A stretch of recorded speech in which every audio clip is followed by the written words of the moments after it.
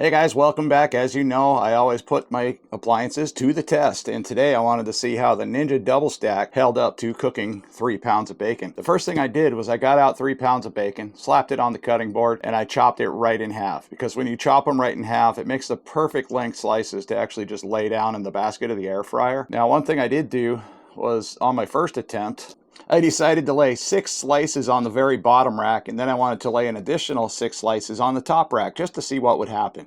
So on the first go around, I set up my air fryer for air fry, 390 degrees for approximately 9 minutes, just to see how the top and bottom layers were going to compare to one another. Then after about 9 minutes, we took it out, and the top layer looked pretty decent.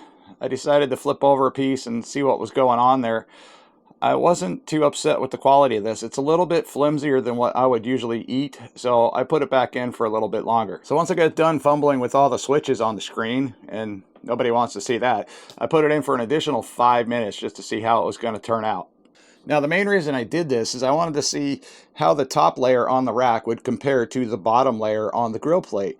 And so far from what I found is that the top layer cooks a whole lot faster and a whole lot more evenly than if you cook it straight on the grill plate on the very bottom. So as you can see here, when I took it out, the top layer is very crispy. It's not too crisp, it's not burnt, but I wanted to see exactly how this was going to turn out. And I also wanted to get down below the rack to see how those were doing. And those didn't look exactly like I was hoping for them to look. They looked a little floppy, so we're going to put those back in the air fryer for an additional 2 minutes and 30 seconds or so. Now, when those came out, I still wasn't 100% satisfied with them, but we're just going to call them bacon because bacon is pretty good no matter what. And not everybody in the household likes extra crispy bacon like Dad does. And if you didn't know to save your egg cartons, they work great for straining bacon grease. So here I wanted to show you a little image of exactly how much grease was left after doing 2 layers of bacon. There is quite a bit of grease left, and that is something I did want to discuss a little bit later on in the video because that tends to be an issue. Now, this is also how I like to drain my grease right after I cook. So every time you cook bacon in an air fryer like this, it's important to drain the grease, or else you're going to have a big giant mess that you don't want to deal with and clean up later. That's the whole point of using an air fryer in the first place, is so we don't have to clean up big, huge, giant messes in the kitchen. So for my next variation, I wanted to take 6 slices of bacon on the very top rack, that metal rack. And then I wanted to set the time for 14 minutes, just let it run, see what would happen, and see how crispy it turned out. Now in this scenario, that is almost burnt bacon. That's almost to the point of unedible for me. I'm not even sure if I would have gave it to the dog if it got too much darker, but it's still pretty decent bacon. So for my next attempt, I was going to do it at a different time. 6 slices of bacon on the metal rack, and then I noticed a little bit of a problem there. If it wasn't for the little bit of bacon grease that was running out of the front of the machine, I don't think I would have noticed the big puddle of bacon grease in the back. And I'm guessing that has something to do with where the placement is of the bacon on the racks. Now, the problem with cooking anything in an air fryer is every air fryer is just a little bit different. Everything takes a little bit more time. Placement is important. So I was trying to figure out all the variables here to make it most reliable and less messy. I did pull the bottom basket just to make sure there wasn't any bacon grease down below. And then I grabbed some paper towels and quickly cleaned up the mess. So for my next go around, I put those 6 slices of bacon in there for 11 minutes on the metal rack just to see what would happen. And 11 minutes seems to be my sweet spot for bacon that I tend to like. So it's a little bit crispier than normal. Unfortunately, I still had a mess. So every time that I did this, I had to go in and clean up a little bit of bacon grease throughout this process. And I think a lot of that has to do with the basket design of the Ninja, having these holes in the back and the air is just being blown straight across the food. So as the air blows in, it's going to hit this back wall over here and it's going to come back around and it's going to spew a little bit of bacon grease off the edge no matter what you do. Now, so far, I haven't had any problems cooking any other types of meat in the air fryer except for bacon. And I think the problem I'm having with bacon is just that it's such a greasy meat. Because I can cook ribeye steaks every single day in this thing and it doesn't make a single bit of a mess. So the next thing I wanted to try is cooking bacon right on the flat rack. So on the grill plate at the very bottom of the basket and see how that did. Is that going to make a mess? Is that not going to make a mess? And how much longer is it going to take to cook these? So I put them back in the air fryer for approximately 10 more minutes. And after 10 minutes, this is what they came out looking like. Not too shabby, but there is a little bit of mess in the back. No matter what I've been doing so far, I'm still getting a little bit of bacon grease in the machine. And I'm trying to avoid that at all costs if possible. So back in again, we're going to put in 4 or 5 more slices and we're going to set them back a little bit further in the basket to see what happens. And this time we're going to set up the machine for 10 minutes to see what happens. Now after 10 minutes, I have a beautiful result.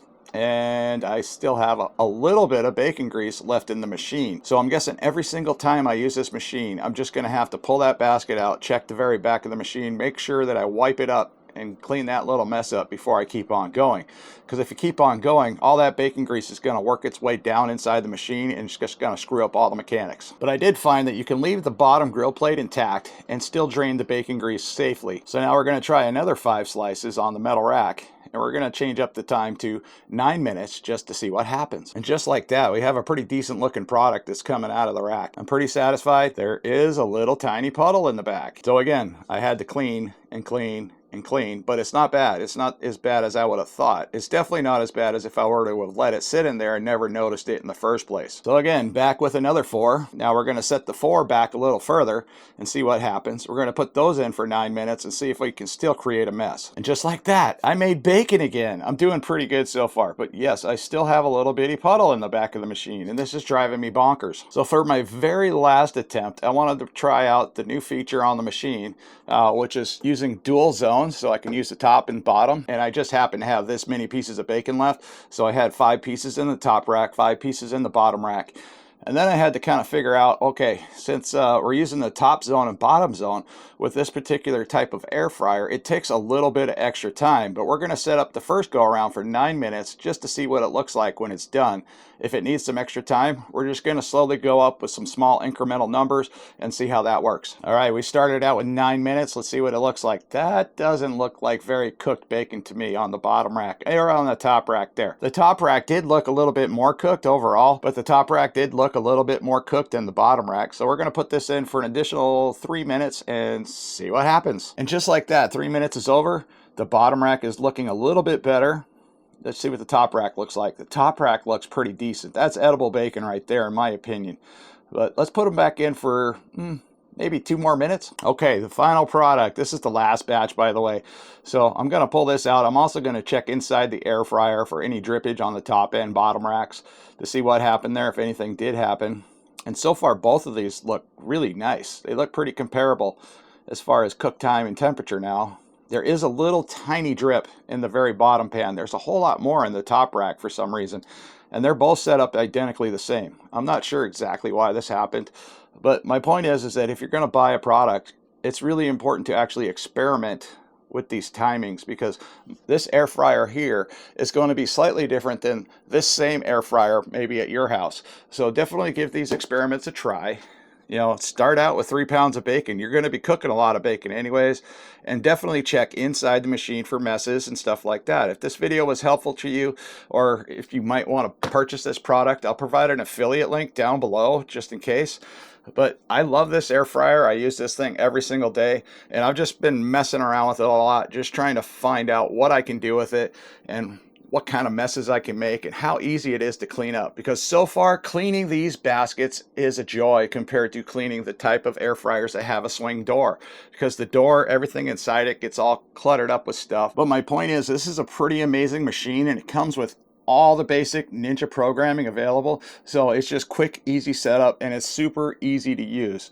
And here, even on the top, gives you some basic instructions and guidelines of just how to start out cooking food and just getting it going really fast. Now, the first thing you're going to want to do before you clean these baskets, just wipe them out real good with a paper towel, and then you can put them in the sink. But you want to get those crusty bits out. Every little bit counts, especially when you're working with bacon grease, because we don't want bacon grease going down the sink drain, because that's what clogs it up. So again, guys, as always, I hope to see you in the next one.